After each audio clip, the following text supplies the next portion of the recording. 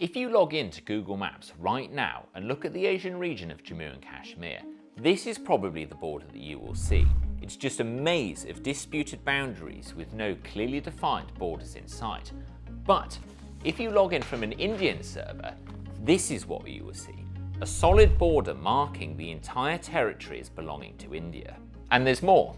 If you log in from China, this is what you get.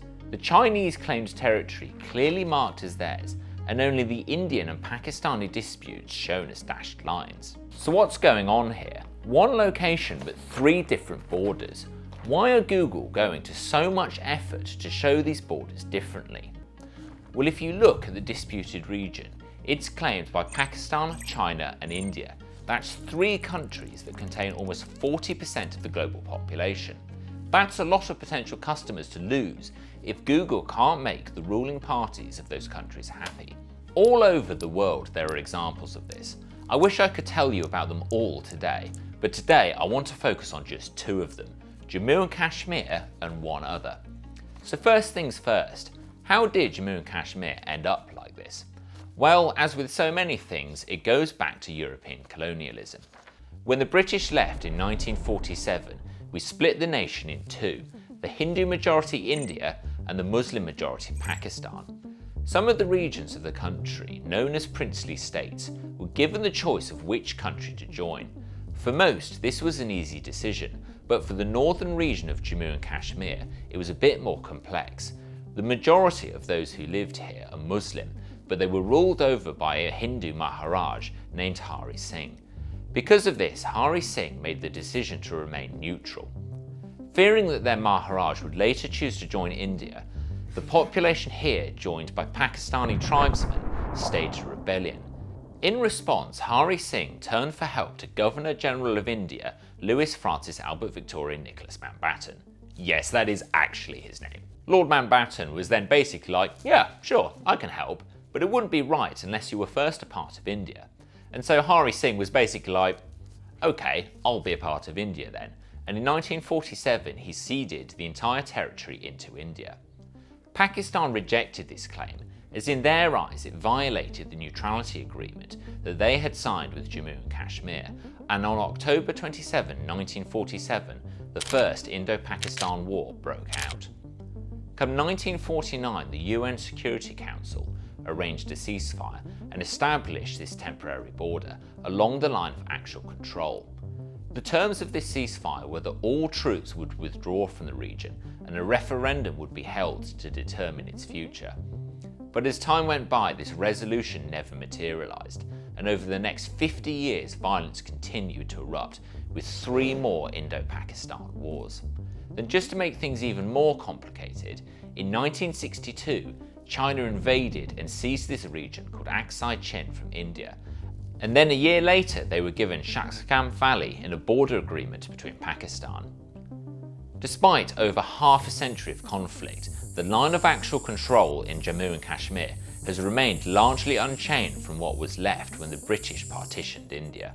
After all this time, the troops never left, the region never got its referendum, and these borders remain disputed to this day. So that's the first of our borders. Well, what's next? Now we're heading about 7,000 kilometers away to the other side of the world.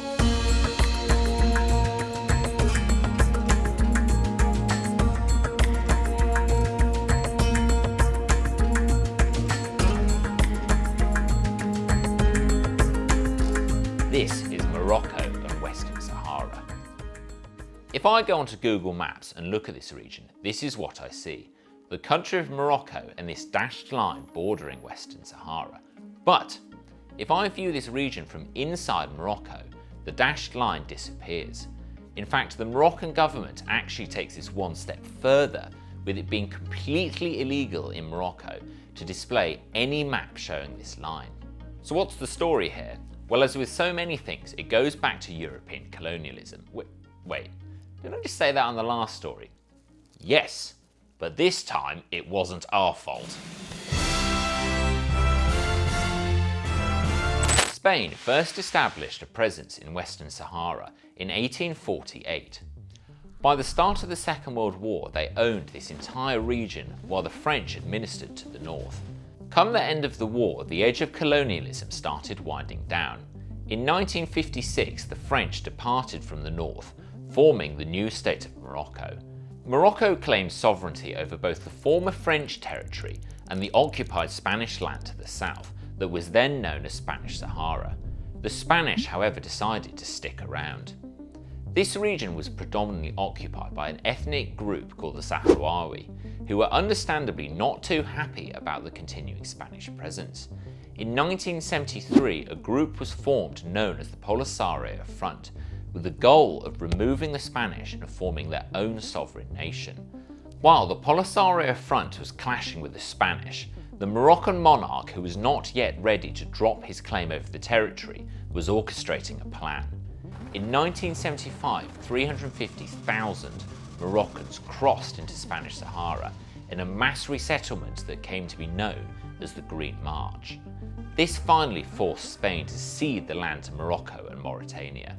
The Spanish withdrawal from the territory kicked off a bloody struggle between the Moroccan and Mauritanian armies and the Polisario Front as they clashed for control of this territory. In 1979, Mauritania left the region, but the conflict raged on between Morocco and the Polisario Front until a ceasefire was met in 1999. So what does this region look like today? Well, during the war, the Sahrawi people were exiled to this small sliver of their country in the east. Morocco really took this to the next level when in the 80s they took out the bulldozers and constructed the 2,720-kilometre long berm wall to keep them there. It's the world's longest militarised barrier and the second longest wall after the Great Wall of China. One of the terms of the 1991 ceasefire was that Western Sahara would hold a referendum on their own future, but this has never happened and the border remains there to this day. This all leaves Western Sahara in a bit of a diplomatic limbo because only these 51 nations recognise Morocco's claim over the territory. It's because of this that the Moroccan government fights back so fiercely over any depiction of their country as anything other than this, and why if Google Maps wants to operate in Morocco, they must do the same. So that's two borders that Google Maps is lying to you about.